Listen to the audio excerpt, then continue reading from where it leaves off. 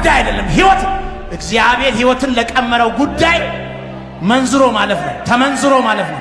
እግዚአብሔር ህይወትን ላየው ጉዳይ ተመንዝሮ ማለፍ ነው። ለነሱ ህይወት እግዚአብሔር ለፈጠረው አጀንዳ ኖሮ ማለፍ እንጂ ለነሱ ህይወት አምሽቶ አንግቶ በልቶ ጠጥቶ ለብሶ የውሃ የመብራት ቢል ከፍሎ መሞት፣ ባለ መኪና ባለቤት ሆኖ መሞት አይደለም። ይሄ ሁሉ ሳይኖረው አንድ ሰው ወደ ምድር የመጣበትን እግዚአብሔር ህይወትና እስትንፋስን የሰጠበትን እድሜና ዘመንን የሰጠበትን አጀንዳ አውቆ ተገልጦለት ለዚያ አጀንዳ ተመንዝሮ ካለፈ ያ ሰው ቤትም ባይኖረው መኪናም ባይኖረው ታርዞም ቢሆን ተጠምቶም ቢሆን ተርቦም ቢሆን ያ ሰው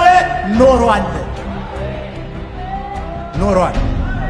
ሀብታም አይደለም የኖረው፣ የእግዚአብሔር ዓላማ የገባው ነው የኖረው። ሀብታም አይደለም፣ የቁስ ሀብታም አይደለም የኖረው። ሀብታም አይደለም የኖረው፣ የእግዚአብሔር አጀንዳ የገባውና ለአጀንዳው አስገዝቶ ራሱን ያለፈ ሰው ነው የኖረው። ባለጠጋ የምድር ባለጠጎች አይደሉም የኖሩት። የእግዚአብሔር ዓላማ በሕይወት ምን እንደሆነ የገባህ ለዛም ኖረ ያለፍከው አንተ ነው የኖርከው።